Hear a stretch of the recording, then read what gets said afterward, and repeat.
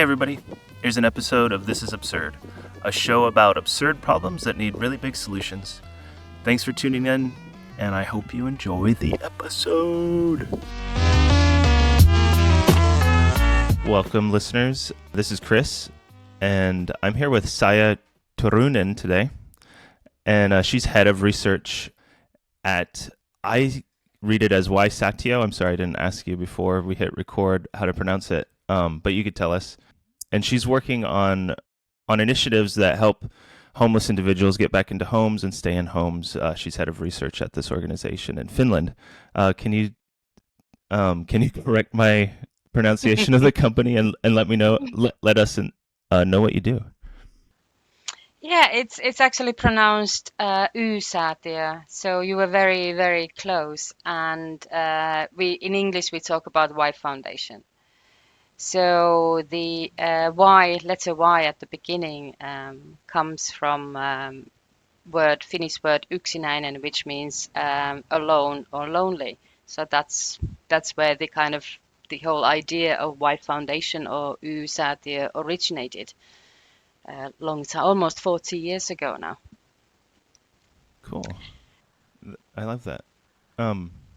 Yeah, tell us what you do there as head of research and what are some of the main objectives of the organization right now? Okay, so if I start with the Y Foundation, so it's we are the largest nationwide housing provider, affordable housing provider or landlord in Finland. So we got about I think it's now slightly over 19,000 apartments in almost 60 locations. So we do quite a few things. So we both build affordable housing, we buy them, and in addition to that, we advocate. We're very big in advocacy work in terms of homelessness. And related to that, there's quite a lot of development projects in what we do and housing advice, helping people to have a good life in their housing and be successful in their housing. So those are the kind of key things what we do. So of those 19,000 apartments, majority of those are for people with low income. So it's affordable rental housing, and then slightly over 7,000 are for special groups. So they could be, for example, people who are homeless or are at risk of becoming homeless. And in research, we do quite a few things related to homelessness, but also other things related to housing in general. So we are starting a big project now, looking at the cost benefits of becoming housed instead of being homeless. Then we do also some carbon neutrality research, water saving research. Then we also, in Y Foundation, we provide work opportunities for our tenants. So we are looking into how this kind of small gig work that our residents can either get paid in money, or they can pay their rent with that work, how it kind of affects their life. What's the impact of this kind of work opportunity? Then also we do research on what happens when people are moving from supported housing into more independent housing. We got these, we call them supported housing units, where people who have got many challenges in life first move to. And then maybe after some time things get a bit better and they want to move on to scattered site housing. So we are looking into that process, that what works, what doesn't work, and how can we do it maybe better or differently. So that's one of the one of the projects. And then, of course, it's Housing First, big advocates on this Housing First model. So we're looking how we can adapt Housing First to better suit the needs of the people and the modern times.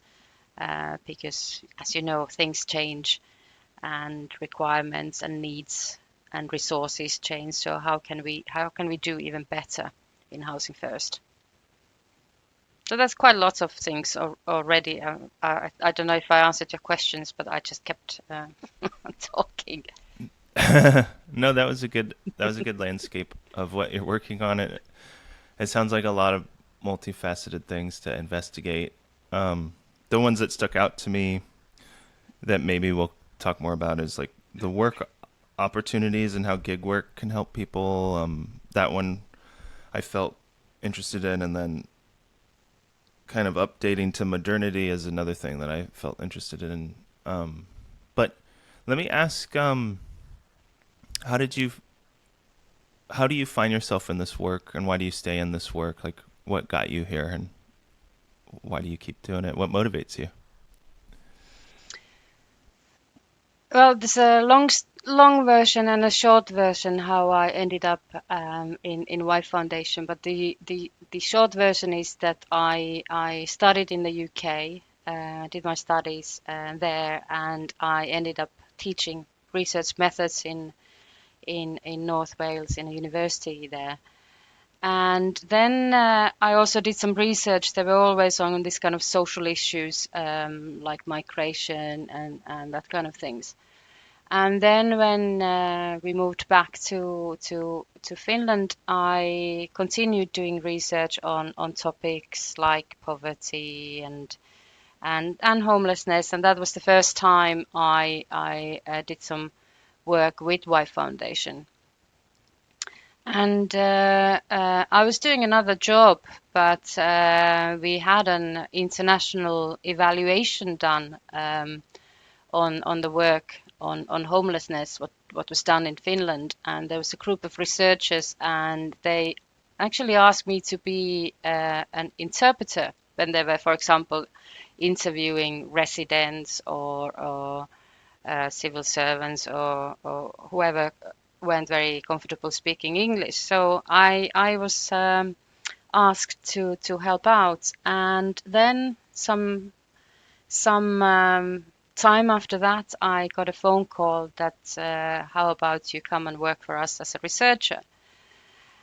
So although I was very happy at the job in my job at the time, I didn't have to think twice.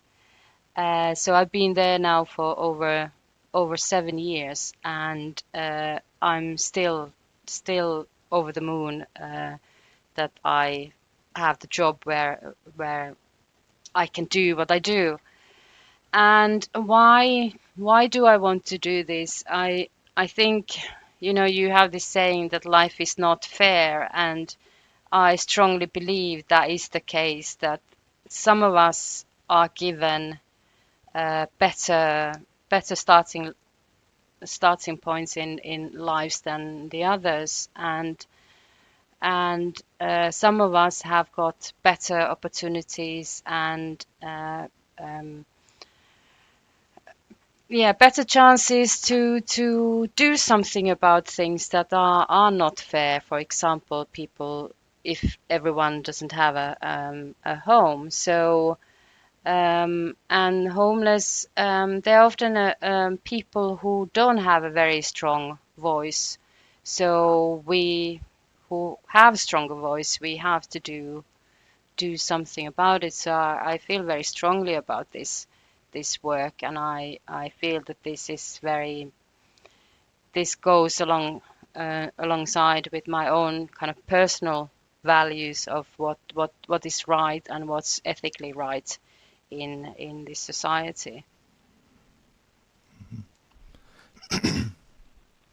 Yeah, that last part about fairness and anything thereafter resonates with me, and I find important. I sometimes people say like this isn't fair, and I just respond like, yeah, I guess it's not supposed to be. Like we need to do something to help each other, I guess, is a better is an option for us. So let's try that option. Like um yeah. Does anything else come to you around that topic? Like fairness and support of fellows around you? Yeah, I think I'm quite happy actually that the well, maybe 10 years ago or maybe more um, some time ago anyway, I think you quite often heard this sentence that, but isn't it their own fault? And nowadays, I think you hear less and less of that. That it's not their fault. I think we should actually be pointing the finger at ourselves as a society. That what have we not done correctly or enough to support everyone who are the members of our society. So we often well, we strongly believe that housing is a human right, and in Finland it's actually in it's also a legal right. It is in our constitution that anyone who needs assistance, I don't remember the correct wording, but something like anyone who needs assistance for finding a suitable accommodation should be assisted. So I think it is very, very strong in the ethos, like that.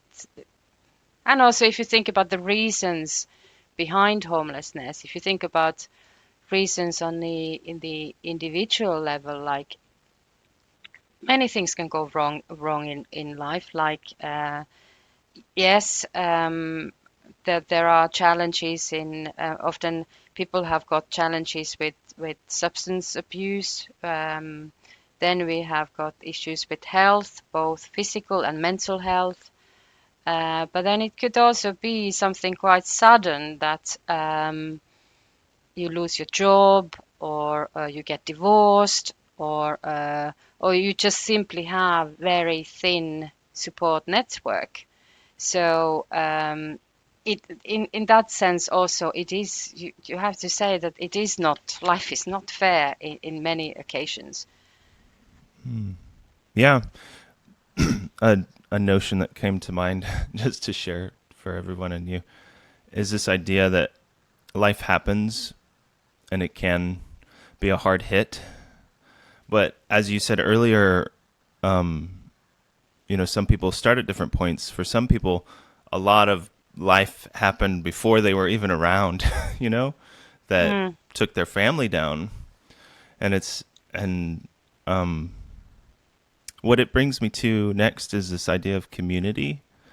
And I was wondering if in the programs that are available in Finland, I'd imagine some interesting programs are putting people into communities or pointing them towards communities.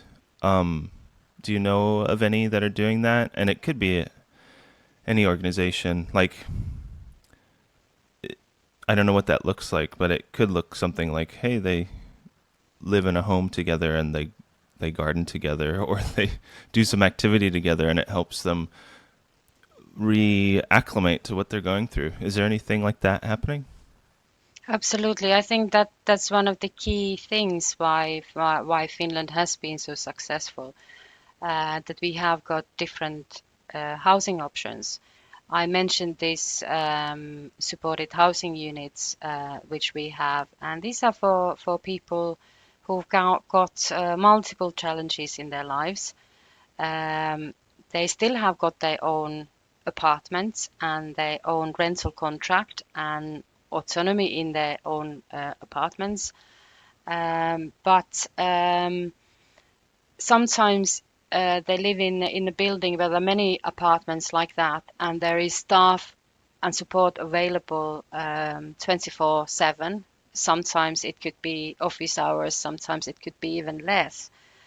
But these supported housing units, they often become a community, and it is a very strong and meaningful community, and I love visiting those places because if I, for example, I get some international visitors and I phone one particular unit and I ask the head of the unit that I would like to come there, and it's not up to the head of the unit to decide. It's the community who decides whether we are allowed to go and visit.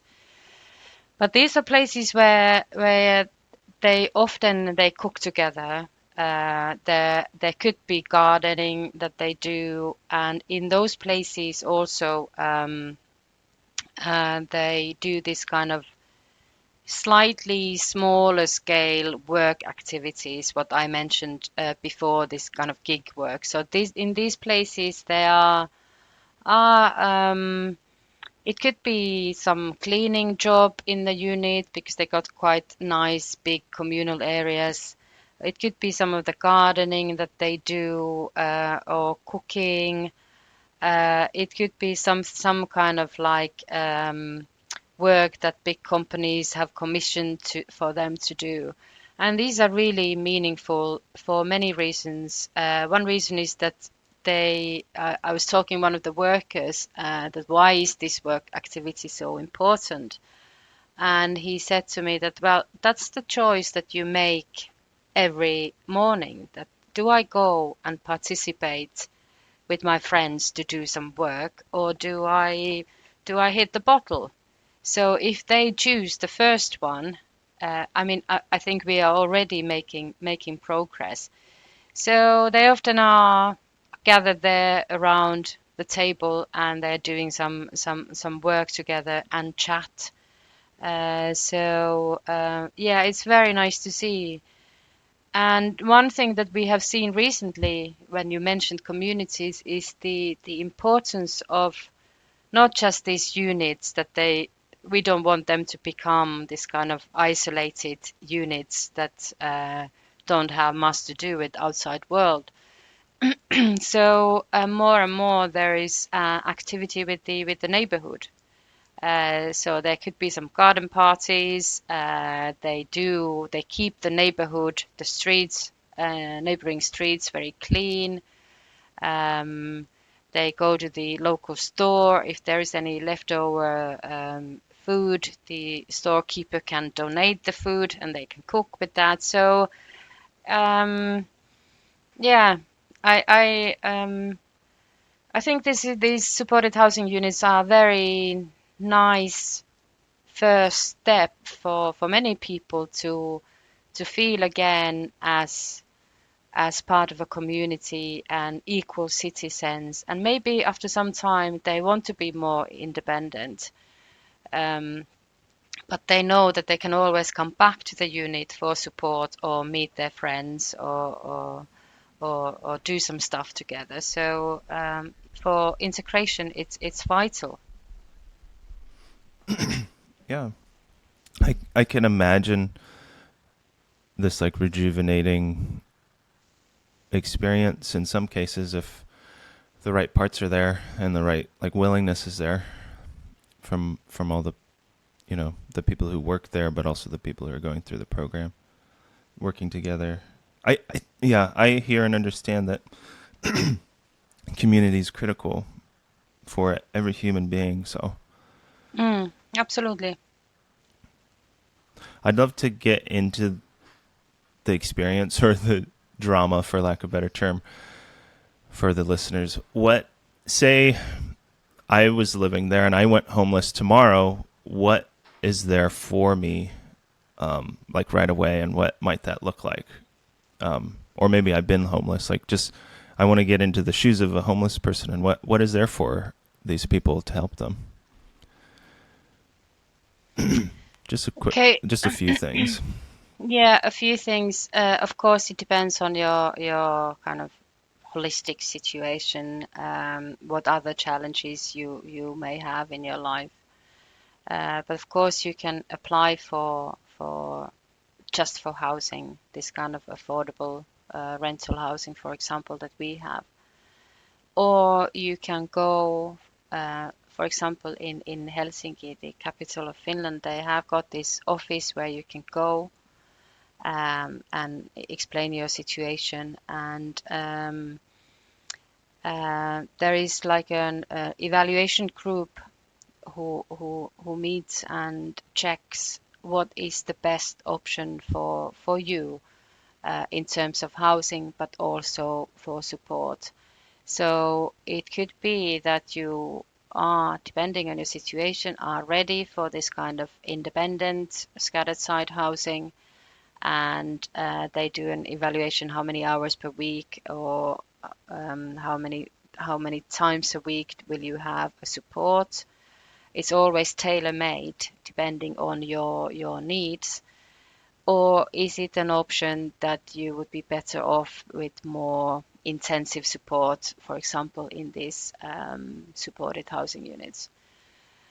It could also be if your situation was you had less challenges, it could be that you simply had a need for some housing advice, which would help you to look at your finances and work opportunities. And many municipalities and NGOs like ourselves, we do have this service that will just help people to become kind of or be independent and successful in their housing.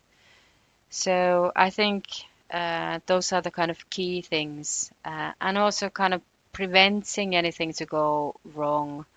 And that it's not only about getting your life sorted, but also making sure that you know that you have got somewhere or someone to contact if things start to go wrong um, in some way.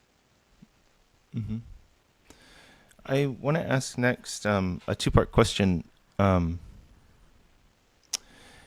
in your research, I'm not sure like kind of what data you find or go look for, but I was wondering, are there any common threads as to what events or the whys as to why does someone go homeless? Is there like common things that kind of they go homeless more often because of drugs or something like?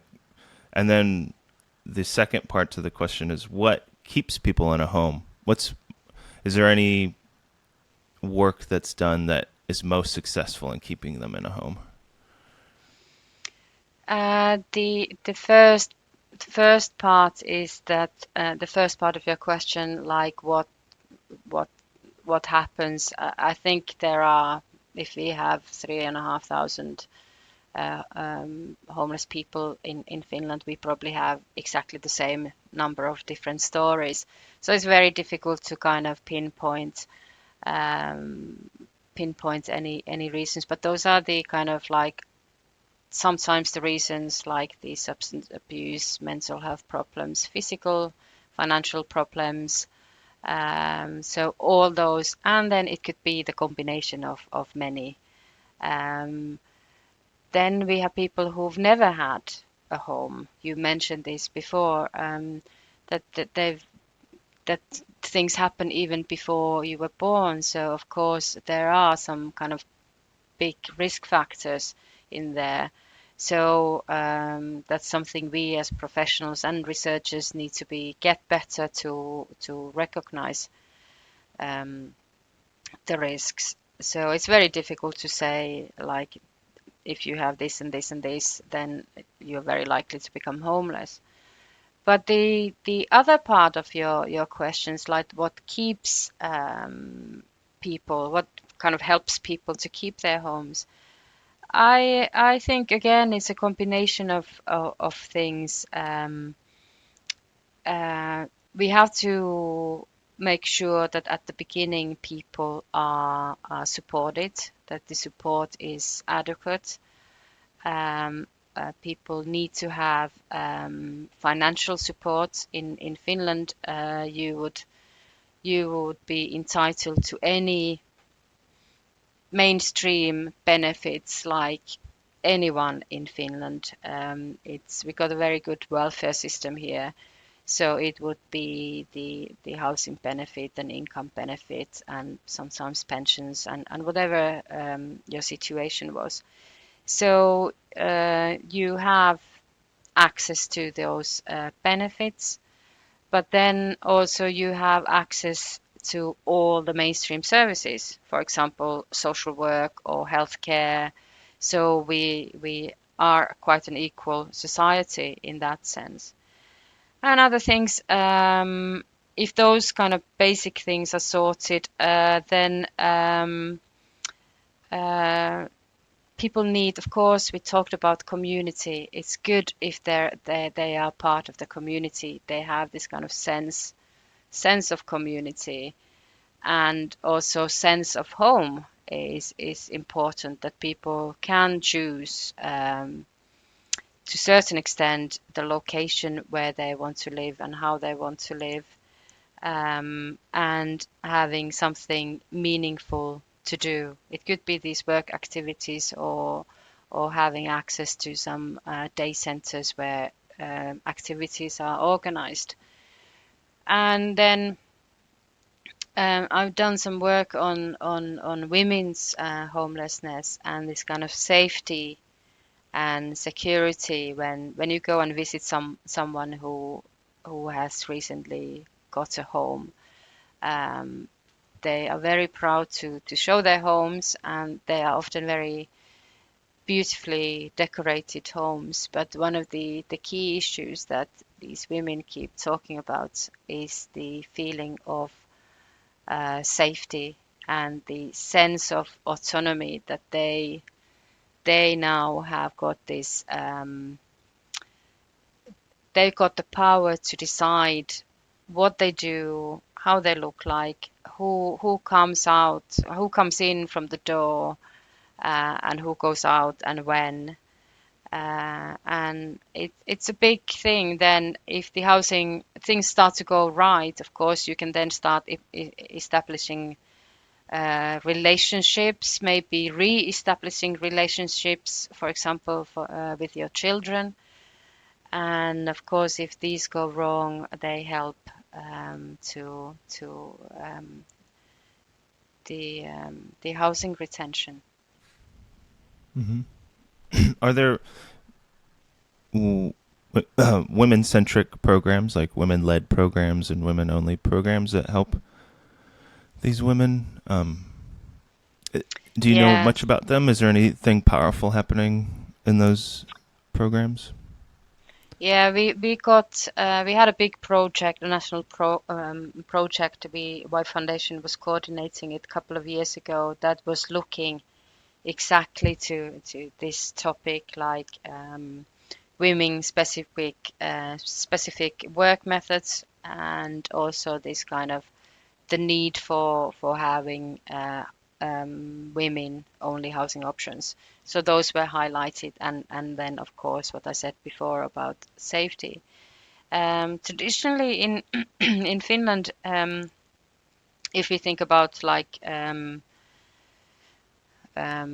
20, 30, 40 years ago, of course, a majority of homeless people were men, and many of the services and housing options were designed for them. Now, maybe it's about a quarter are women, and I've done some research on the topic, but yeah, now we have got women only housing options, and some um, working practices that are very much needed when you work with women with homeless Mm-hmm. background. Mm.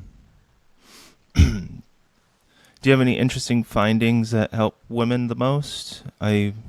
Do you have any focused efforts in learning how to help homeless women more? Anything interesting lately? And in your practice, and maybe even other countries' practices, I'm interested in anything that comes up for you. Um, Maybe I could just say, well, there are many much stuff done on women's homelessness in terms of research and work practices.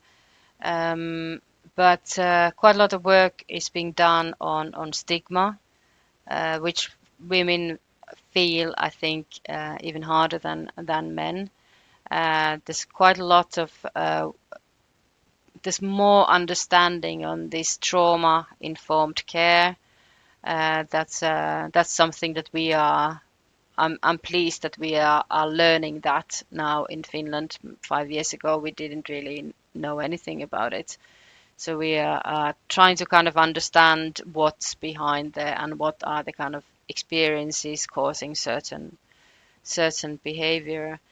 And also to there's some good practices, for example, from the UK, how to talk about this, like when a homeless woman experiencing homelessness enters a service, how to talk about domestic violence, for example.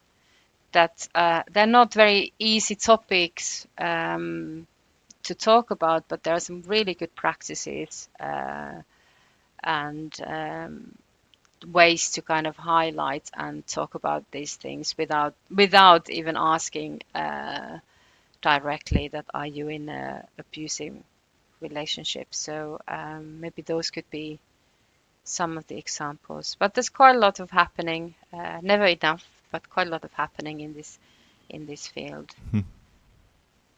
But Yeah. one of the key, yeah, maybe I could just add that one of the key things for women, what came out in my research was this kind of trust-based relationship with a support worker. That it has to be Mm. someone who kind of that you have got that someone to call, and you know that is helping you out, Mm. whatever happens. Yeah. Absolutely.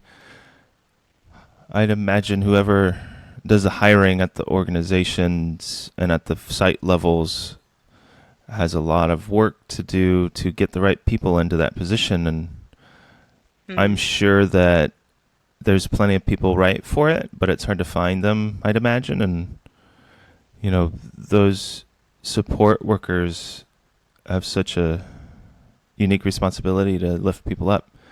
Um, and I'd imagine that sometimes those who were homeless and go through several programs become some of those support workers. I'd imagine. Do you find that happening at all?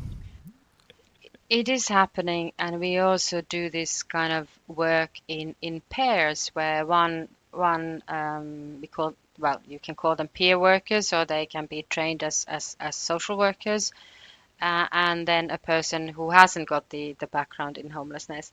And it is very interesting to see that person who has got that kind of own experience, how differently they see the situation. Like they know that this woman is behaving like this because she hasn't had any food for, I don't know, for a week, or they're looking it through different eyes, I think. And the in this kind of people with lived experiences, whether they are working in NGOs or projects or frontline work, I think their role is just, I can't highlight that enough, that we can look at these things from kind of not maybe ivory tower, but anyway, like that Mm. we haven't got the same touch to this thing, and we need their Yeah. input in whether we work with people experiencing homelessness, or decision makers, or other frontline workers. So we need them in all these, and especially when we do any training, um, we always want to include people who know the best. Mhm. Mhm. Yeah. I'm a little familiar with that happening in certain areas of kind of like maybe psychology wards or something, but Mm, or what came to my mind is this idea of deep trauma kind of locking people away in their habits and in their thinking. I think I have this right. Does anyone do EMDR therapy in Finland? Have you heard of this? Oh, it's I'm interesting. not very familiar. Maybe it's used. Maybe you have to explain to me what it is Okay. because I I don't know it deeply, but I have heard that it is associated with relieving trauma, and it doesn't sound like a huge lift or an effort to practice with people because it has to do with like patterns of sounds and reoccurring sounds in like a headset or Mhm. something. I haven't done it myself, and then like eye movement, rapid eye movement, and it's supposed to alleviate trauma. It's something I Mhm. might try myself Okay. sometime to experience it. But it just came to mind as far as like, that doesn't sound like like a heavy cost. The Mm. labor would cost some, but the equipment's not a big cost or installation or anything, and people could come try it. Um, and it What did helps. you It's call supposed to it? help with trauma. EMDR is what EMDR. I've heard in the States. EMDR. Okay, I need to Um, look into that. yeah, and then yeah, I'd recommend looking into it. We'll see how good it does. So for I really have enjoyed hearing the thread about the female perspective through homelessness in Finland. Um, I think that's those are the most important people to take care of for a society. um, I just hope that continues and that they're taken care of. And yeah, I just the work that's being done in this space is really important, and it's quite interesting. Here in the States, the welfare system isn't as robust and as good, and I think that the churches are picking up a lot of the homeless support effort, and at least where I'm from. Um, so yeah, I don't know what to say there. Hopefully, at least someone is taking care of people that need it, and they were dealt that hand that they need a little help. Um,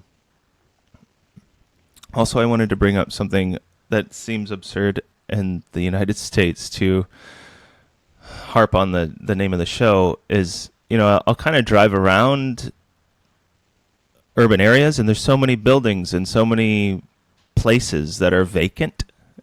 And then there's people in the streets. And Mm. that's kind of the absurdity that I see. Um, do you I want to go towards anything that comes up for you, but as you go to other countries, you told me before outside of the call here that you went to Spain and there's these countries partnering.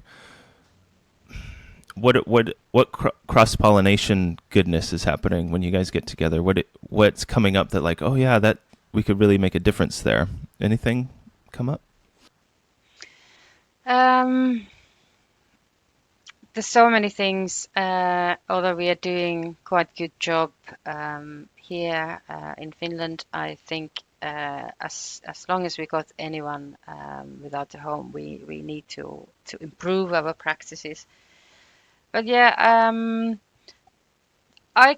for example, we went to visit 2 weeks ago or 3 weeks ago an organization called ARELS in Barcelona, and I really liked their kind of like it's an organization that provides different kind of housing options for people. I think their attitude is very very laid back, and you can almost see this kind of pathway between different this kind of housing options, and they're using the kind of cross using the services. People who live there, they might go there to have their meal, they might go to another place to get their their clothes washed, or they could go to another place to participate in the work activities. So I think they got like so many areas covered, where people sleep, where they go daytime, where they go for meals, and you name it. So that's something that that was really nice to see. And the other thing that we've seen recently is in quite a few organizations who do this work, that they do this what I mentioned before, this kind of trauma informed care training to every single member of their staff, whether you are working in accounts or maintenance or frontline workers, they all go through this training. So I think you can, when you visit there, you can somehow feel it, that they all have got a very deep understanding on what's going on um, in these people's lives who have had very many challenges. So those are the kind of things. Yeah, just a couple of Yeah. examples now. Did any Are there any noteworthy memories from that trip to Barcelona about a particular person or scenario that's worth bringing up? Like, was there any magic happening or heartfelt activities, or what stuck out to you? What's memorable for you on that trip? We did. We went there to gather some research data, and we had two focus groups. One was with the workers, frontline workers, and the other one was with the residents. And I have to say that I think I have to think very hard to remember as powerful focus group as that one was. There were maybe 8 or 10 um, participants, all with quite a long history on homelessness, telling their stories.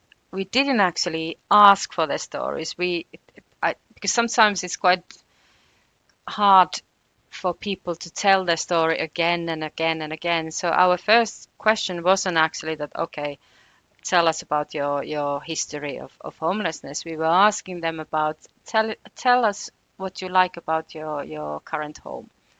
But they all kind of started, my name is this and this, and I was in the streets for this and this long. But there was something so powerful in the kind of the when you see that people have moved on and they are in a safe place, they were able to provide for themselves, um, but also like the importance what they were saying, how happy they were to contribute to our piece of research, that they can kind of help other people. So yeah, that's the best part of this job, I have to say, is when you talk to people, and you see the progress in their lives. So yeah, that was really really amazing. Yeah, yeah, I can't help but like kind of imagine meeting these people, and maybe one day I'll get to. Um, Mm, yeah, people hold great power, and like you can uncover that for them if they want to see it. You know, power to help themselves and those around them. Um, I want to ask about the dynamic of race in this topic, and how there's a certain demographic in Finland that I'm not aware of, and it'll be much different in Barcelona. Um, I'm sure that the dynamic of race is more challenging in some communities than others. I don't really know what my question is, but I just wanted to touch on the topic.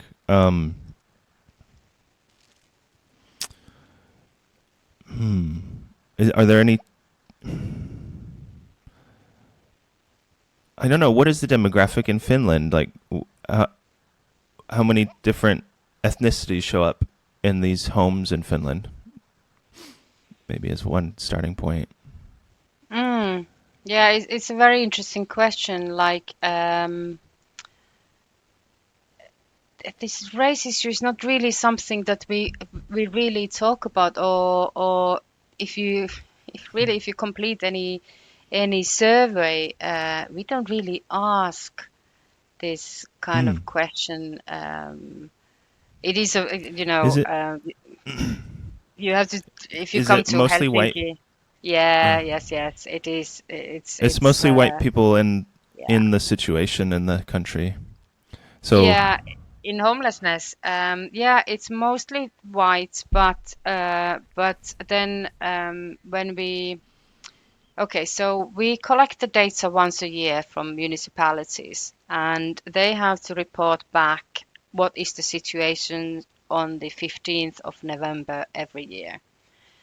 And the municipalities gather the situation in different ways.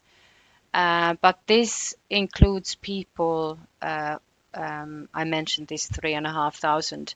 So these are people who are somehow connected to services, for example, social services, or any claiming any benefits, or telling that they are homeless. And in that, the way we are currently collecting the data, it gives us an indication of what the situation is. And it tells us the number of long-term homeless. It tells us the number of women, people under 25, and then people with migrant backgrounds. So those are the only things we know. And people with migrant backgrounds, they are currently about 25%, and that has risen slightly. So we're quite lucky that we get these numbers every year. So there are NGOs now thinking what could be done on that.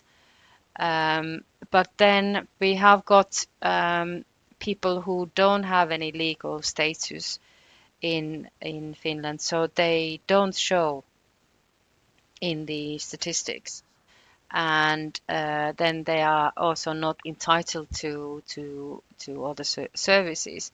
There is some housing, like emergency or temporary housing, for them, fortunately, but and yeah, but I think this is a topic we should look definitely yeah, more carefully. yeah, So 25% is pretty high for. So migrants is just someone who's immigrated or moved in yeah, any way. Would someone who moves from like North Finland to South Finland fit into that or not really? no, No. no, no, It's about crossing borders, right? yeah, Probably. yeah, So like yes. would someone from like Denmark to Finland count as migrant?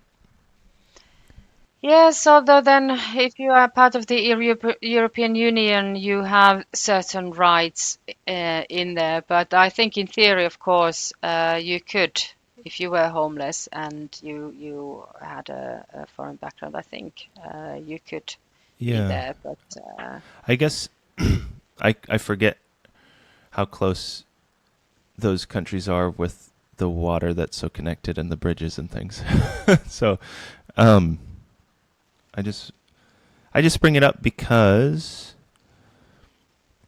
just not just like, but in the case of women, they want it helps them to have maybe a leader of the community that's a woman. So, like getting the racial data or the migrant data could help the programs greatly. I think, um, in that someone who's down on their luck or in their mentality of life always it helps if someone they recognize is in a seat of helping them.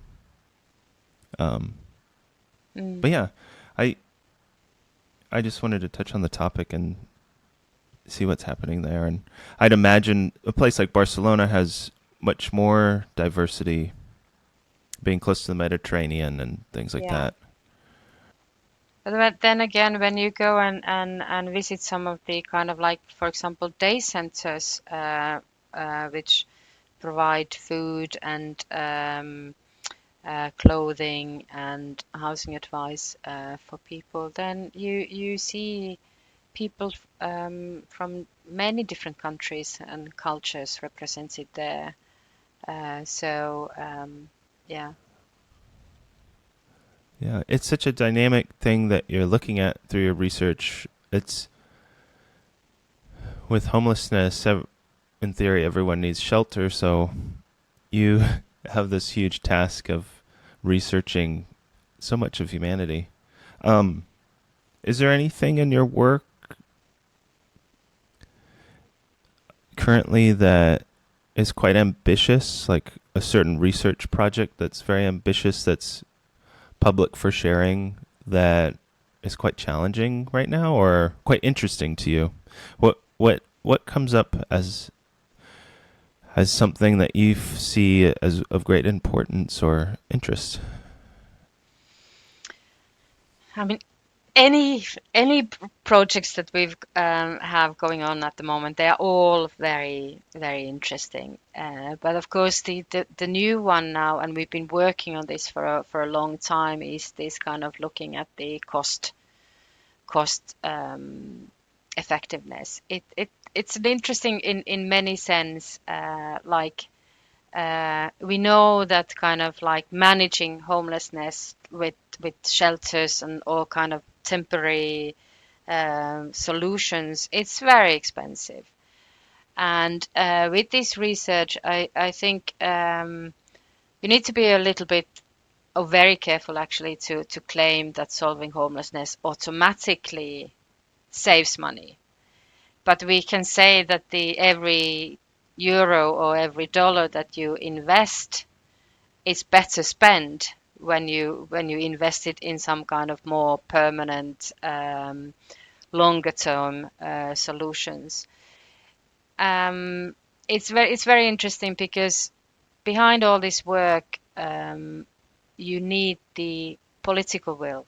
And very often, when you talk to politicians or decision makers, you have to talk about money. I would only love to, well, I would love to talk about the kind of what impact it has on a personal level, on what does it mean to society and how everyone is well, the well-being increases and all these kind of things. But when you talk with the decision makers, you often have to talk about money. But also highlighting, remembering that although we do this research and we hope to improve, that it makes financial sense to solve the problem and not just kind of keep it going. We need to be very careful that this is not only done because of money. So it's a very interesting project to kind of. I'm really looking forward to the discussion. What comes, we don't know what the results are going to be, but the discussion that comes after that. That okay, whatever way it goes, but it will be very interesting. Hmm. Yeah. Yeah, that sounds like a big. It's an important area for so many ways. It's kind of pointing to how do we keep the system alive so that people are taken care of, and you take care of the country when you take care of the people. I think. Um, what my mind went to was this notion of you create a good society and a good place, you'll get good people coming there. Um, Metaphorically, if I may, I'm going to talk to someone about traffic reduction and like traffic safety, and he told me this idea that if someone cracks like the smart city that is really efficient and really safe and there's no traffic that you have to wait in, all the other cities are going to have to do it because like everyone's going to move to the good city. So I think that taking care of the homeless could be something like that. Like what city is safest to be in? What city is most comfortable to be in? And I yeah, what resonates for you there? Any like visionary kind of what's a good future look like? Oh, I think there's what you were just saying. Yeah, absolutely. If you think about, of course, if you think starting from the people who are experiencing homelessness, then they get housed, they are safe. Then you look at the cities, like for example, when you walk in Helsinki, you don't really see anyone sleeping rough. That's not a that's very unusual for even for a European city, not to see anybody, no sleeping bags, no tents anywhere. So it's something that when we get the visitors, they often find it quite difficult to believe. Like where are they? We know there are people staying with friends and family and maybe sleeping somewhere where we can't see them. But it's a very nice feeling not to knowing that nobody has to sleep on the streets in the center of Helsinki. Um, so of course, then it's nice for us. It's nice for the people who don't have to be there. It's nice for the visitors. It's kind of like it's very holistic, um, kind of feel good thing. I don't know how to say it in English, but then What's again, what the you were saying. Finnish? Is there a Finnish phrase that you'd want to share? I I'm think interested in the Finnish phrase, and okay. our English words could point towards it, but not just right. You know.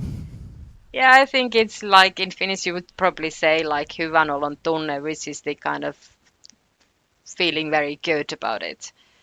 And but then again, like copying, this is what we keep kind of saying to many visitors who come to see what we've how and what we've done is that you can't like copy paste. This is Finland and this is different culture, different welfare system.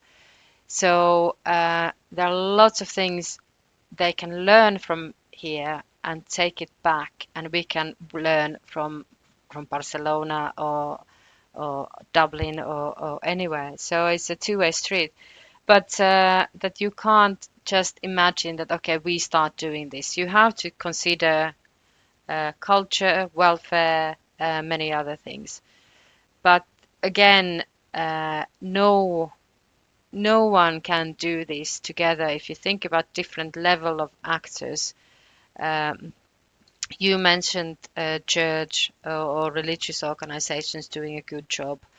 Uh, they are doing a good job over here as well. But one thing that I am really proud of what we do here is this kind of co-ownership of the issue, the realization that it's not the politicians or the government or any ministry or municipality or any single organization like Y Foundation or any other NGO who can solve this problem alone.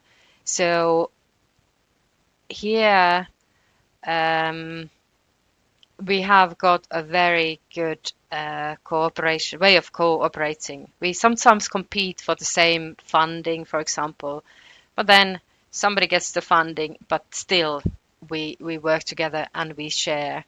And that goes like the research results that we do in Y Foundation. It's got this common good practice that we do very hands-on on research, but it is for everyone to share and benefit from. Yeah. So smart city, but we could be smart by solving this issue of homelessness first. That would be very nice. Yeah, absolutely. It. Yeah, I'm inspired by the cooperation that you just expressed, and um, yeah, it's I don't know. My mind invites you to all work together to be Robin Hood and help. You know, you know, it's not a matter of stealing; it's a matter of helping everyone. You know, it's not a matter of stealing from the rich to give to the poor. It's a matter of working together to build a wonderful place. Um, I don't know. That's how I see it. And I do you have any closing remarks about um, where you see this work going and the hopes for it? I think what I mentioned is working together is one of the key issues, and also like we already got so much knowledge, and um, we know so much about this topic in terms of research and practices. For example, we know that this housing first, well, people are housed first and then they get the support, that it works. So, but still, uh, there's a lot of talk, but very little action. So I kind of hope that all this energy that we use in meeting rooms and all levels of discussions, that if all that energy was made into to kind of setting some concrete goals, and this is what was done in 2008 in Finland, that we set very clear goals. We had the national strategy, we had letters of intent from NGOs and municipalities, what their role is going to be on that process. So we kind of know how it could be done. So I think we just have to do it and be kind of brave. To going back to the beginning is to be braver, to give the voice to the people who often don't have the voice. Mm, absolutely, that's beautiful. Yeah, cheers to bravery, I think, and Absolutely, yes. cheers to bravery. And yeah, it's possible. It's a whole rigmarole of people, and I thank you for the inspiration that you're plugging into your place in it. It's really uh, incredible to hear about, and I just wish you the best in all the things that are coming and all the efforts. So, with that, I want to say thanks for being on the show, Saya. Do you have any closing remarks before I hit stop? It's been really nice chatting with you.